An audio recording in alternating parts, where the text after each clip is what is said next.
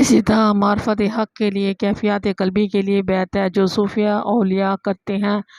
ہر بیعت کا ایک مقصد ہے۔ بیعت اصلاح کا ایک مقصد ہے کہ اس بندے سے بیعت کی جائے جس کی اپنی اصلاح ہو اور ہماری اصلاح کر سکے، جو خود مسائل سے واقف ہو اور ہماری رہنمائی کر سکے۔ حضرت رحمت اللہ تعالیٰ علیہ نے بھی لکھا ہے اور دیگر علماء نے بھی یہی لکھا ہے کہ یہ بیعت اصلاح اس بندے سے بھی کی جا سکتی ہے جو روزمرہ کے مسائل سے آگاہ ہو اور ہمیں آگاہ کر سکتا ہو۔ اس کے لیے کسی بڑے فاضل کی ضرورت نہیں۔ بیعت جہاد ہے جو کسی امیر جہاد سے کی جائے۔ بیعت امارت ہے وہ حکمرانوں سے کی جائے۔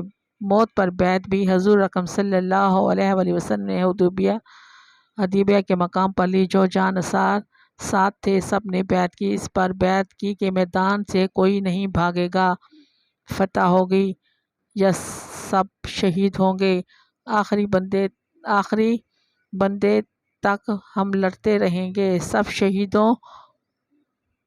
ہوں گے یا اللہ کریم فتح دیں گے۔ صوفیہ کی بیعت کا حضرت نے بھی شرط لکھی ہے اور متقدمین صوفیہ نے بھی اس کی بیعت تصوف اس بندے سے کی جا سکتی ہے جو کم از کم فانی الرسول تک نازل کرا سکتا ہو۔ یہ صرف یہ نہ ہو کہ خود فانی اور رسول ہو بلکہ فانی رسول تک دوسروں کو کرا سکتا ہو۔ اس سے کم تر سے بیعت تصوف جائز نہیں۔ تو بیعت کی اصل یوم الست میں بھی ہے۔ اللہ نے اپنی ساری مخلوق سے عہد لیا، الست بربکم، کیا تمہاری ساری ضرورتوں کا کفیل میں نہیں ہوں؟ قالوا بلی، سب نے کہا بے شک آپ کے سوا کون ہو سکتا ہے؟ فرمایا ایسا نہ ہو کہ فردائے قیامت جب دوبارہ میری بارگاہ میں حاضر ہو تو کہنے لگو اللہ ہمیں یہ بات بھول گئی، وہ تو دلوں میں سے کند کر دی گئی، وہ تو نہیں بھولتی۔ لیکن یہ الگ بات ہے کہ حق کی جگہ باطل کو مذہب بنا لیتے ہیں اور بغیر مذہب کے کوئی نہیں رہتا۔ یہ انسانی فطرت ہے۔ یہ نہیں سوچتے کہ جب مذہب ہی قبول کرنا ہے تو یہ دیکھ لیں کہ یہ مذہب بھی ہے کہ نہیں، بس یہاں آ کے خطا ہو جاتی ہے۔ پھر دنیا کی چمک، دنیا کی دولت، دنیا کی سہولتیں اور دنیا کا لالچ آ جاتا ہے۔ بڑی عجیب بات ہے، دنیا میں اللہ نے کوئی ایسی کشش رکھ دی ہے کہ جس کے پاس جتنی ہو جائے وہ کہتا ہے مزید چاہیے۔ یعنی ایسے لوگ بھی گزرے ہیں جنہوں نے خود کو سجدے کروائے، لوگوں کے معبود بن بیٹھے، ٹنوں کے حساب سے سونا، لاکھوں کے لشکر، حکومت، ملک، سلطنتیں ہوئیں، ان میں بھی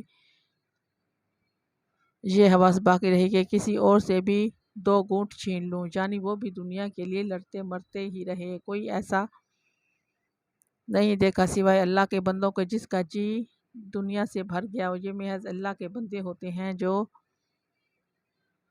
کہتے ہیں کہ جو نصیب تھا 2 لقمے مل گئے، کل پھر اللہ دے گا، وہ میرا رازق موجود ہے۔ یہ نعمت، یہ سکون اس عالم دین میں وہ سکون ہے جو جنت میں نصیب ہوتا ہے۔ جن کے دل میں اللہ رہتا ہے واقعی وہ اس دنیا میں بھی جنت کے باسی ہیں، وہ جنت میں رہتے ہیں۔ فرمایا پھر یہ بہانہ بھی نہ کرنا کہ ہمارے باپ دادا یہی کچھ کرتے آئے تھے، پھر ہم نے بھی سیکھ لیا۔ باپ دادا اگر غلط کر رہے ہیں تو اس غلطی کا کوئی جواز نہیں کہ میرے باپ دادا ایسے کرتے تھے اس لیے میں ایسا کر رہا ہوں۔ غلطی غلطی ہے، گناہ گناہ ہے، برائی برائی ہے۔ اب کوئی جو جواز بنا لے میرا باپ ڈاکو تھا تو میں ڈاکے ہی ڈالوں گا، یہ تو صحیح نہیں ہے۔ فرمایا کل